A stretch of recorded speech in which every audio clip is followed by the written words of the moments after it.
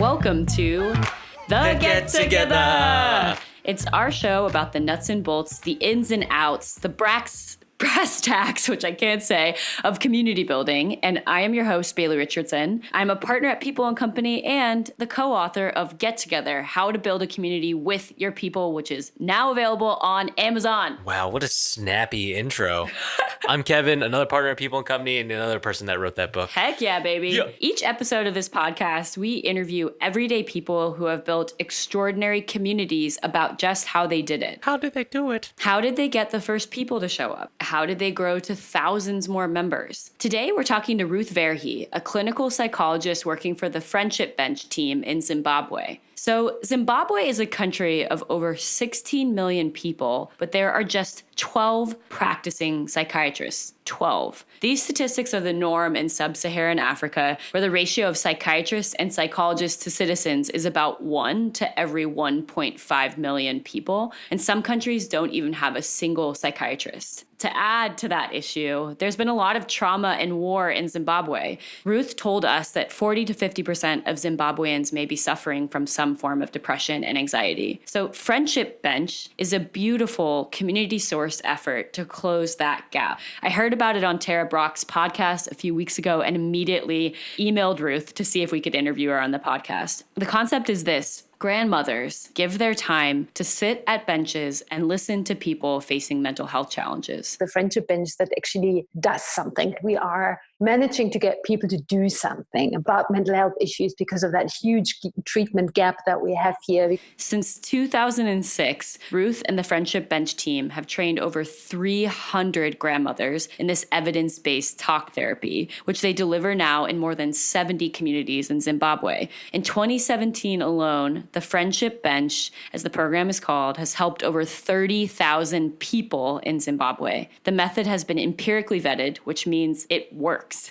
And in some studies, it's proven even more effective than conventional treatments like anti-depressants. And since they've expanded the program to even more countries like the US and Malawi. So this organization is all about training and capacity building, getting other people, regular folks, to go out and do work and reach people that you could never reach alone. And that is what is so remarkable to us and why we wanted to talk to Ruth. Kevin, what stuck out to you from this conversation we had? You know, the big thing for me was this sense of responsibility that Ruth and her organization take when they empower these grandmothers, empower these people to talk about mental health in their communities. We sort of analogy we use with community building is that community building is like building a fire. And there's this order of operations. Are you sparking the fire? Are you stoking it? Are you ready to pass the torch? That last stage is so critical. It's about creating leadership roles within your community, whether it's a small community or something you want to expand around the world. That said, you know, truly empowering people to take over and run with it and evolve the community isn't something you just like set up and let it fly. You really have to support people. You really have to support and supercharge leaders. And in this case, when it comes to mental health and therapy, there's a real risk here about doing harm, around not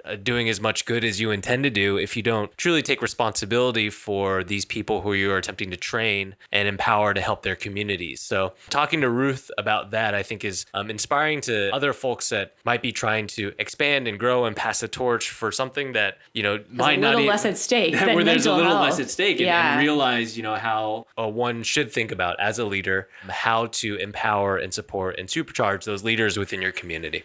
Rad. Great. Well, with that, let's get into it. We gave Ruth a phone call in Zimbabwe. Ruth, where you at? One of the things that Kevin and I have realized through having tons of conversations with different people who work with communities and on community work is that we always like to say, you can't fake the funk. As an organizer, as someone who does the work, people usually have very personal and powerful reasons for working with the communities they work with. What motivated you personally to get involved with Friendship Bench? Why is this the work that you spend your time on? So I'm a clinical psychologist by profession, and I've had a keen interest in mental health. I'm also a mental health survivor myself. So I am originally from Europe. I'm from Germany, and I've ended up living in Zimbabwe 15 years ago. I met Dixon Chibanda at some stage when I got here, and we started working together. He started the Friendship Bench. So I came in, I think like around 11 years ago or something. Wow. So I'm a trauma specialist. So in terms of trauma levels in the society, and not only like, you know how the WHO always puts out that 1 in 4 people will have a lifetime prevalence of depression, you know, like it's visible here, the Friendship Bench, that actually does something. Just like you said, we are managing to get people to do something about something, you know, about mental health issues because of that huge treatment gap that we have here. You mentioned it's Dixon Chibanda who started Friendship Bench, I think in around 2006. But could you tell us a little bit about just the early days of the organization and how it caught off the ground? Like, how did this thing get started? So he did a master's of public health at that time. And because he's a psychiatrist, his field work was to go, he had an interest in depression and therefore kind of said, okay, my field work is, let me just collect prevalence of depression in a certain township. At that time, the government of Zimbabwe had done something that they called a cleanup operation. Authorities decided that basically all illegal structures and illegal vendors had to be removed from town, from townships, etc. And they literally destroyed quite a few buildings, like houses of people, and obviously property as well, and like internally displaced people. And I think there were probably, we estimate probably 1.5 million people affected psychologically by this exercise. And that was around about the time when Dixon did this prevalence study. And I think if I remember correctly, he must have found like about, whatever, up to 40%. I mean, pretty often we find up to 35-40% of people suffering from depression and anxiety, which we, like in Shona, the national language here, one of the languages, it's called Kufungisisa. That's what you always see on our website, the Shona term for what we would call depression in English, which literally translates to thinking too much. And because there was no treatment available, but also no awareness. So people would basically just suffer in silence without even knowing that they've got something that can totally be treated. In a society, when you think like nobody knows about these things, then people also don't really go for treatment, but might, because they think too much, present with a somatization. Like was saying, I've got headaches. And if you go to a primary care clinic and the nurse doesn't know anything about a depression and just hears the person's headaches, will give the person a painkiller and send them away, right? So so we figured something has to happen. And then so he started with like a few colleagues, they started this, why don't we do talk therapy, like problem solving therapy. The idea of the benches really came because in that clinic, people were quite welcoming and said, yeah, sure, you can do that, but get a room here. We don't have any place for you, you know? So that's where this, okay, well, then we sit outside kind of idea. As if there's nothing else we can do, so we might as well sit outside on a bench, you know? Yeah. So, that's and how I've heard something similar with the grandmothers, which I think when I look back on it now, you know, we're pretty far away from 2006. It's like 13 years later, which is insane. And it sounds to me, when you think about the concept of grandmothers sitting and listening to people with small amounts of guidance and wisdom, which you guys train them on, which we'll get into, it seems to make so much sense. Like it's almost like a beautiful creative aha moment of the right people and the right design. The grandmothers were also kind of what I've heard is there were 14 grandmothers who were just available to do this work. Is that correct? Or how did those first 14 women come into your guys' world? The primary healthcare system here is quite smart. It's actually in a lot of the neighboring countries, it's the same way. They've got something that they call lay health workers, which are really people with no formal education that help out in a clinic. So a primary care clinic here hardly ever has a doctor, definitely never a permanent doctor. There's maybe a doctor coming to visit once a week or some, depending on what clinic days they focus on. So they might have a TB day or whatever, an HIV day or something. But usually a primary care clinic is so small that you have maybe a couple of nurses working there, and then nurse aides and HIV counselors and these lay health workers. I think their official term is actually health promoters. So their job is to create awareness for vaccination drives or for whatever cholera alertness and teach people on how to do keep your hands washed. No, how do you say it? Like clean, clean. Like clean your hands, wash your hands properly, like especially when there's a lot of cholera here and typhoid and stuff, So that's their jobs. And they work in the community. So they're not necessarily only in a clinic, they walk around the community and they also live in those communities. And so these lay health workers happen in Harare, all happen to be women. And that's how it came about that they are grandmothers, because it's not very difficult to be a grandmother in our context, because women very early get children, right? So you might be 40 and you're already a grandmother, Wow. So it's a little bit, it's just a little bit different. Women are only women when they have children. Wow. So yeah, it's quite an interesting cultural aspect of this as well, very different from, say, Western ideas, Yeah. And those particular women, often they have been employed. I think a lot of them have been employed in the late 80s or mid 80s. So they've been working on this job forever, if you come to think of it. So they kind of grew old on their job as well. Because that's an interesting thing that we found, that these grandmothers are very stable. They don't rotate jobs. They don't leave the job. They stay, And that is often people ask us, why do you have these old women? Did you hire the older women? And we're like, no, they were just there because they've been doing this job for such a long time. And the fantastic thing is, because they live in their community and they've been working in that community, they know the people. And they've got this amazing authority. So also cultural concept here is the elders are very respected. And within this cultural concept of being so respected, they've got the authority to literally walk into a house and say, yo, I haven't seen you in the clinic for a long time. You don't look good. You come with me now, So it's very amazing how they can just do that. And they get called in and people trust them.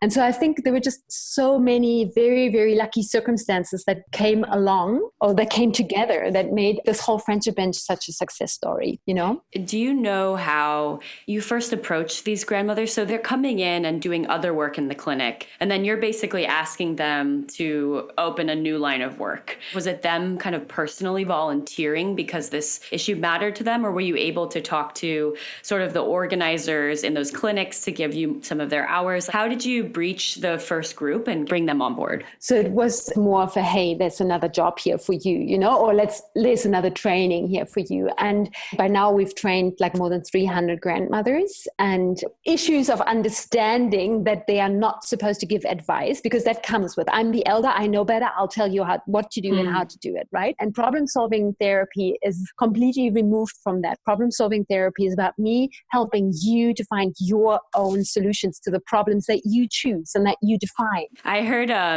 Dixon Chibanda saying one of the key parts of therapy is the holy cow moment in an interview. And it's when you realize what's most important to the patient and you can hear the thing that they're trying to think about. Instead of guiding them or instead of saying, hey, let's talk about this, you really have to find the point that it most matters to a patient.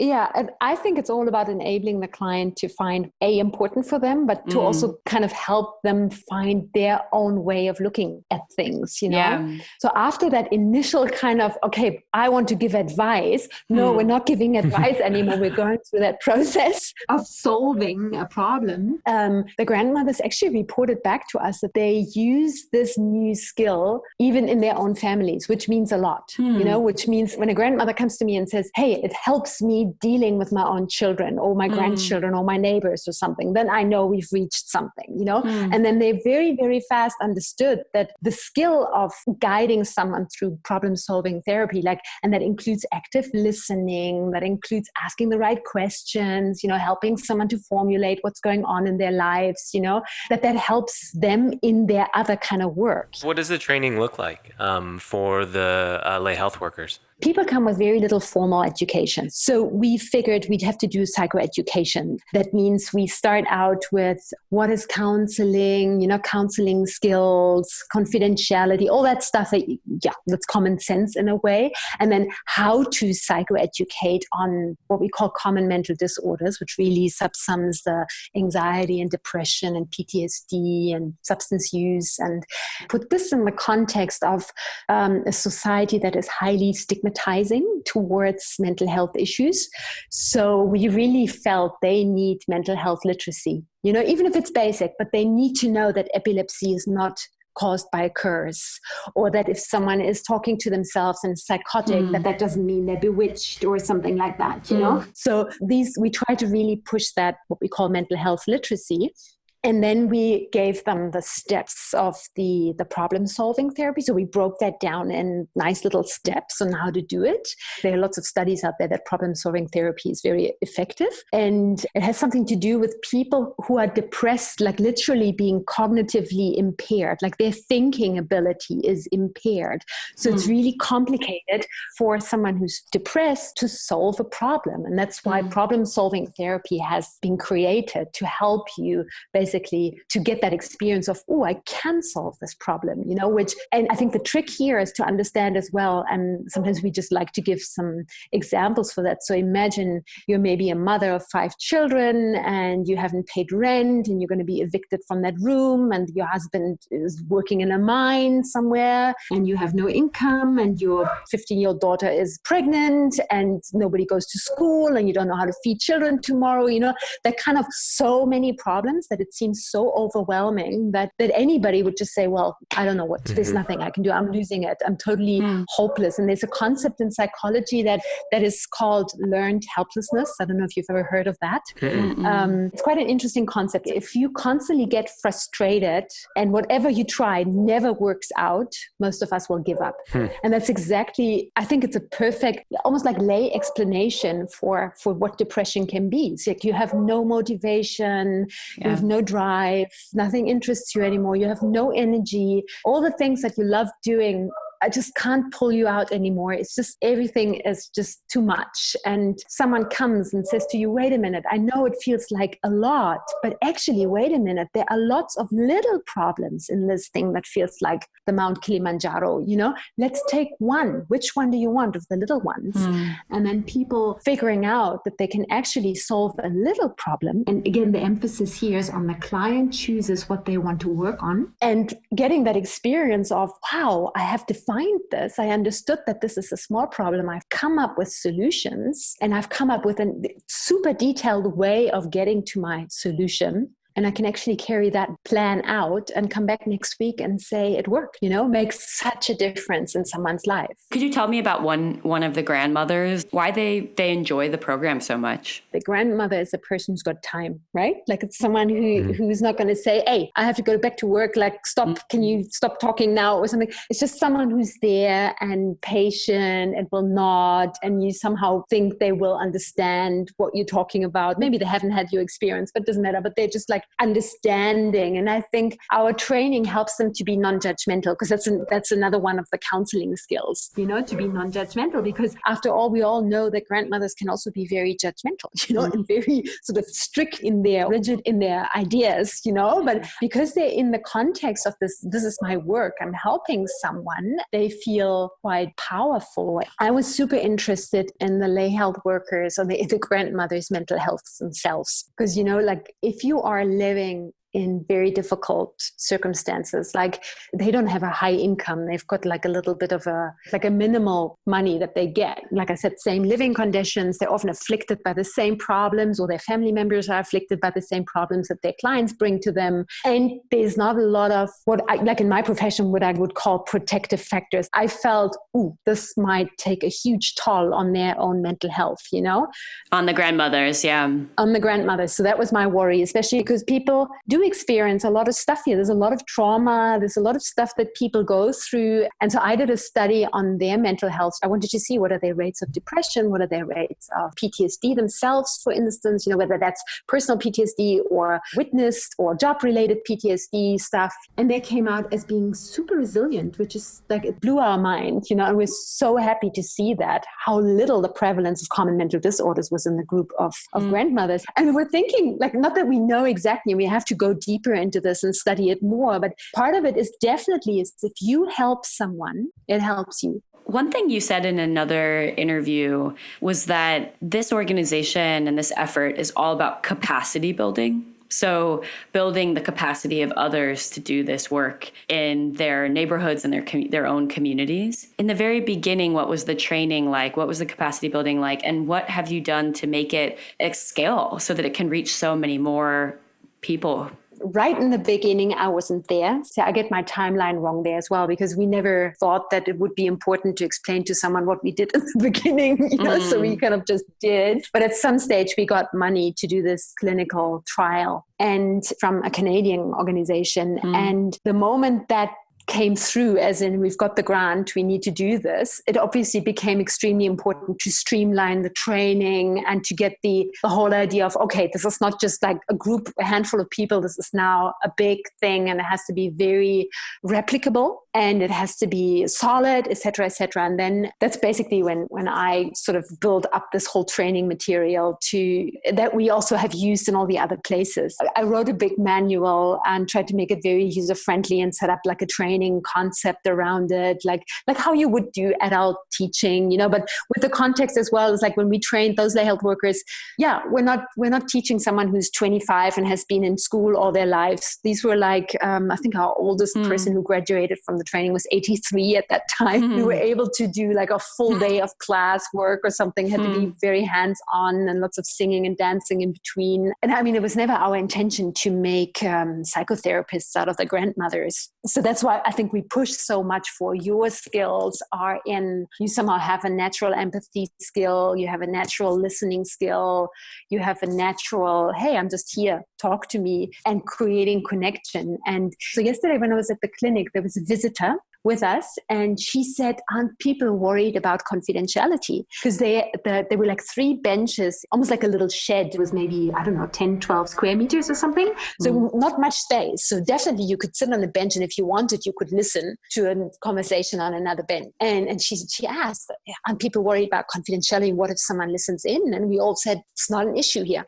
Where people in the West would be like, oh, never, nobody's allowed to hear anything, but then be loudly speaking in their phone in the subway, we're like, okay, wait a minute, that's your personal information. It seems much more acceptable to just speak and sit there, and to a person who has that aura of, I'm the Ambuya, I'm the grandmother, I listen to you here, Sometimes when we talk to people who have started communities that have spread and they sort of empowered leaders to run a chapter in their own city, they talk about some of the initial fears they had around what it would mean to really empower people to take on this type of leadership role, to maybe do something that they weren't trained up or qualified for before that you're helping them do. With regards to mental health, it seems like I could see some of those sort of fears and risks of, are we training well enough? Are people doing more help than harm? How have you thought about kind of managing that puzzle of, that risk of empowering folks to take on this really crucial role, knowing sort of the potential risks there, as well as the good that can be done if you get it right? You speak about something really important. So the concept of using someone like a lay health worker is called task shifting. And that's really big in our context as well, just because of the fact that there's such a lack of health professionals. So other people will be trained on a certain job to take on this thing. I would use the word risk because that's one of my thing definitely, as well as like, how do we have to do it that it's safe for everybody, right? The client is safe and the lay health worker is safe as well. And of course, trained them on suicide assessment and suicide management. And I always find it extremely important that we've got a referral system that the therapist, that the grandmother can rely on, that she knows how to use. And that's why we're also quite pushing for staying within the system, within the health system, I should say. So we have been doing a lot of discussion internally and also with people who requested to do the friendship bench and get our support to do the friendship bench in all sorts of places. And whatever we come up to this, we say, please do it within the system, in the health system somehow, so that there is a referral pathway. So there was one newspaper article, I can't remember what it was, where the journalist had sort of misconstrued it and it made it sound like the benches in a park. And I remember getting emails afterwards from people who said, but what if I just want to sit on the bench? Am I forced to talk then? And I'm like, oh my goodness, that's exactly, of course not. That's why we suggest let's keep it in at least near a clinic or something, if that is a setting. So there is a place where people can go to and get help that is needed. And it's often needed. Like task shifting can only work if people are trained well and supervised, so you need to have these what we call lower cadres functioning well and contributing to the system. You have to have higher cadres who take the responsibility, basically. We observe, which is also like in hindsight it makes so much sense, but we didn't think about it. The more the grandmother's working, obviously, the more they have to deal with someone who comes with suicidal ideations, which is very common, the better they deal with it. The less they actually have to follow our quite rigid referral system of immediately run to the nurse, call the ambulance, send them to the psychiatric ward, that hardly ever needs to happen because the grandmothers feel so much more, empowered, I suppose, to, especially with suicide. A lot of people are like, oh my God, if I make people talk about it, they're going to do it, so I shouldn't be mentioning it, or I just say you're not allowed to do it, it's a sin, or, and to give them that empowerment of, hey, just listen, just stop judging, forget judging. On Friendship Bench, we don't judge no matter what people come with. And therefore, they are able to, I think, stay calm. And again, from my own experience as a psychologist, our clients can only get better if our relationship in therapy reflects, like I as a therapist can sit with your feeling. I am calm, and then you can get calm again through me being calm. Does that make sense? Yeah. Like if I freak out about what you tell me, I've lost you, I've harmed you, This podcast, we're interviewing people that sit in the scope of the word community. And one of the reasons why I was so excited to speak with you is because a crucial part of what I see a community to be is that the members of the community are contributing in a way that without their contributions, the group does not function or the effort is not realized. That the participation of the people who are a part of the community is so integral. But I wanted to ask you, if you were to use the word community to describe some part of Friendship Bench, some group of people, is there a community's feeling within Friendship Bench? And if so, who does that show up for? What relationships does that show up in? Where I said that the lay health workers, the grandmothers, that they also work outside of the clinic, like outreach. So that makes them bring the work to the community. And we suspect, without really knowing, because we haven't really managed to collect all that data or find a way to collect that data, that there's a lot of informal Friendship Bench work happening outside the clinic. It's like, say, you and I meet on the market or on the street or by the water hole or something, and then we chat, and then you tell me, and maybe that's your follow-up. Maybe you suddenly tell me there how it worked, what we planned last week in the clinic. So I think that's happening. And then when I go back to these peer-led support groups, from what we gather, what we hear, the reports that come through have sort of taken on a life of themselves. So at first they were happening at the clinics, and then somehow they moved out literally to, when I said to you, there's the pump where people can get water. Yeah. And we're all standing in line for the water, and we just hold our group there while we're all waiting, or we help each other while we're all waiting. Or very common in our setting, in the sort of the very low income settings, is that people do these mini lending schemes. So say we are a group, and because we are a group, we have enough trust so that, say, this week we all give $1 and it goes to you, Bailey. And next week we all give $1 and Kevin gets all the dollars and can go shopping. And then the week after we all give $1 and I get the money, And that's like, that seems to work somehow. And it was surprising to us because we had never talked about it really. And I'm always a bit scared because that can destroy trust so badly if then someone disappears and never contributes again. But somehow the women have kept telling me that this is important and it's good for us, and the women and the men, because we also have some men coming to these groups. And it's almost like when you talk about community, I envision immediately that there's a group of people who said, I'm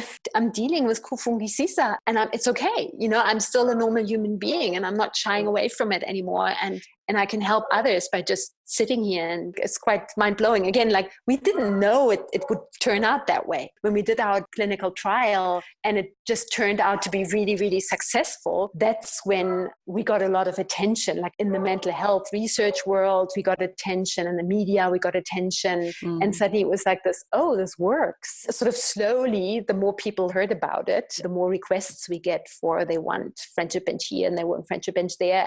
And we are, at the moment, moment, like that's why I said we're really just building the organization now. We're trying to figure out how on earth are we doing this properly, because we want to do it properly. It's my message would be always, it's not just put a bench somewhere and put someone on it. You know, there's a lot of work involved in this. There's a lot of training and supervision in it. And yeah, like Kevin, you said that you can do harm to someone, you know, in therapy. And because it's such a subjective experience, like, do I gel with someone in my talking? You know, do I feel I can trust that person? You know, it's not an easy thing. If you had a magic wand and you could wave it, and, you know, our listeners or just some mystical power could give you something that your organization needs right now to do this really well, to take it to other cities, to, you know, scale it properly, what do you feel like you need more of? So I want mental health professionals engaged in sort of helping us to set us up, because I